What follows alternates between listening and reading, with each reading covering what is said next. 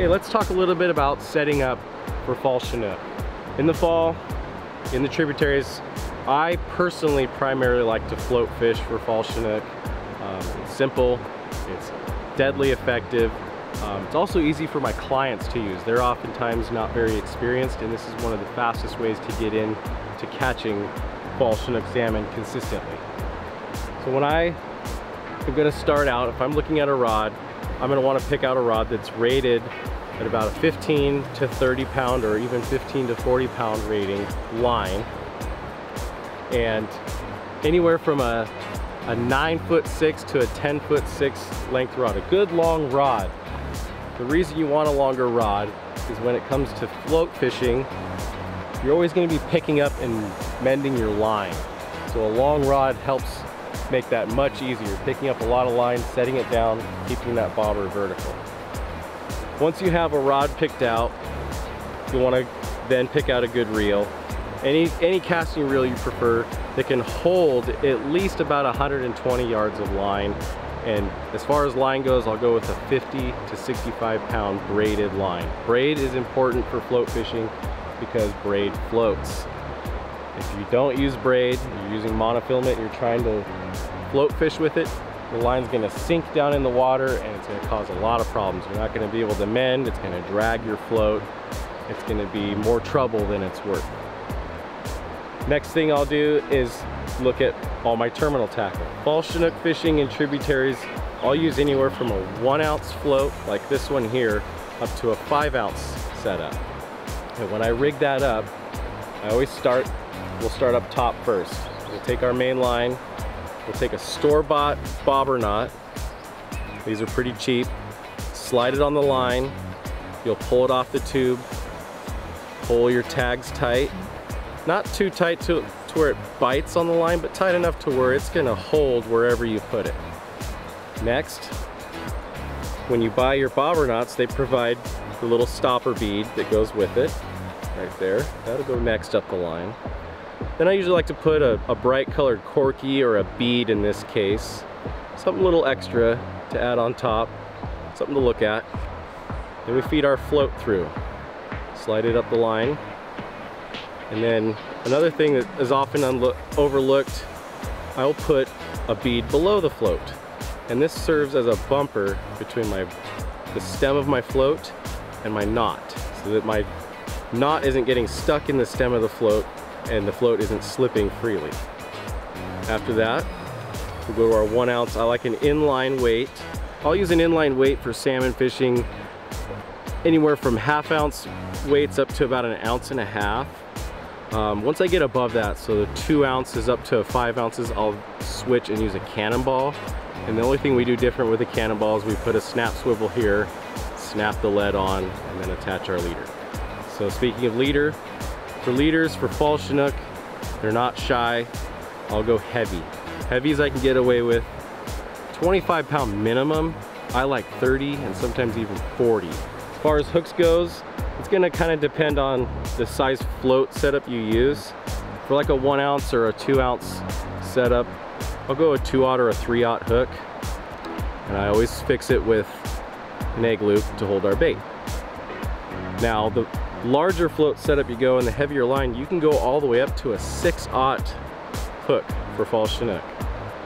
It'll hold a big bait. Oftentimes we're fishing a large, bigger than a golf ball sized bait, plus shrimp and other things on there. You need a big hook to hold all that on there, and enough hook that is exposed so that when your fish does bite on that bait, you can hook it. Now let's talk about tributary fishing for coho.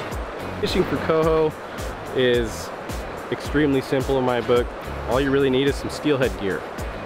Here we have a 10-foot long, 9'11", 8 to 12 rated steelhead rod. I've got 30-pound high-vis braid on, size 35 spinning reel. Same as before.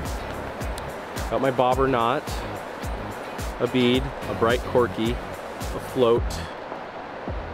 This is a 1/2 ounce setup. For tributary coho, if I'm bobber fishing tributary coho, I prefer a 1/2 ounce to maybe a 3/4 ounce inline setup. Pretty much mimic everything you do for the fall Chinook setup, just go a little lighter. Leader, I'll do a 12 to maybe sometimes a 15-pound fluorocarbon leader, and we'll try to look at anywhere from a 2 to 2.5 foot long leader. Hook sizes, we stay smaller for coho. I'll typically fish a size 1 or a 1/0 like this here for coho. Again, rigged with an egg loop to hold our eggs on.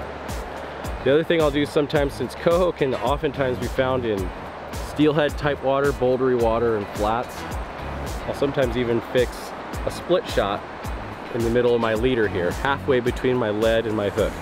And that'll just kind of help get things down more vertical, down in that faster current in those flats. That's the basic setup right there for finding tributary coho when you're float fishing. The hardest part about float fishing that I learned when I started was judging the depth of the water that you're fishing. If you're new to a hole, that's going to be the first thing you need to work on, is figuring out how deep to fish a spot. There's a few ways to go about it.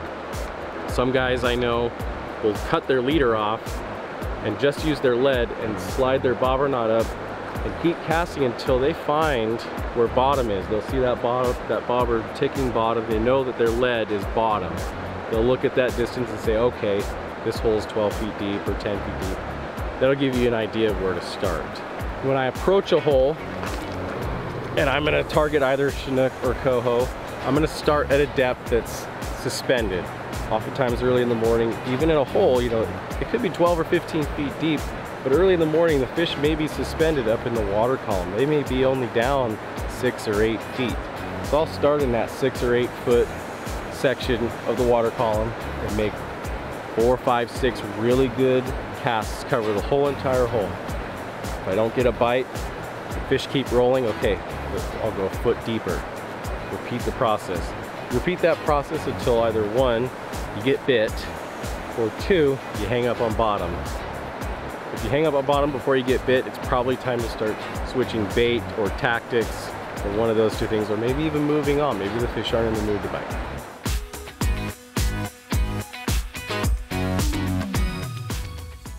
So it wasn't that tough to set up. It's pretty basic to get out on the river and do some bobber and egg fishing. Bobber and egg really is about as easy as it gets. It's, you know, if you're just getting into this, that's where I would suggest you start. So for the guys that aren't able to, and this is just another quick tip I wanted to kind of get in there, is the guys that can't cure their own eggs or they don't have access to it, what do you suggest? Just going to the store, buying some store-bought eggs? You could find some store-bought stuff.